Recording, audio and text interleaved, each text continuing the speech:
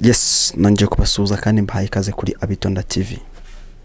Niba warakanye subscribe, thank you so much. Niba utarayikanda yikande, ndiye tubana mu biganiro byacu bya buri munsi. Uyu munsi rero nje hano kugira ngo mbabwire icyitwa video y'umufana. Nitwa Kwitonda Pride. I ain't lying, I am pride.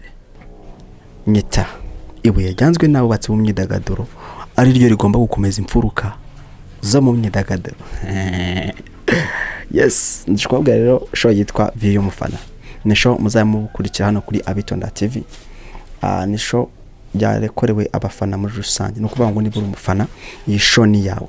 Ufite umuntu ufana, ufite umuntu ukunda, reka iyi show nikagucike. Ikintu usabwa kandi subscribe. Umakinga sure ko buri munsi ufite internet, umakinga sure ko buri munsi waje gusura YouTube channel yacu kareba ko twa uploadinze, kuko isho izagezaho buri munsi kandi izajya ari live. Icyo usabwa rero kandi subscribe, ikindi bahafi comments zawe zirakenewe. Please show us love, mutwereke ko mudusupportinze, mutwereke ko muri kumwe natwe.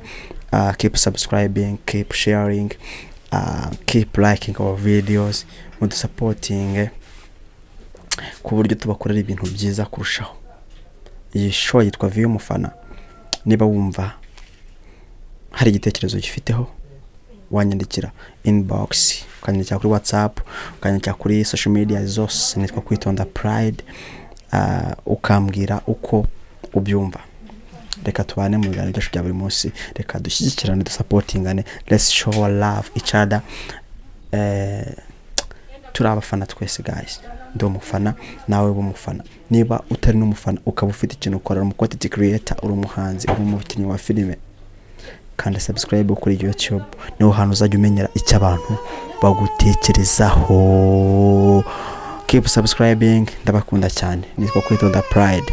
I ain't lying, I am pride.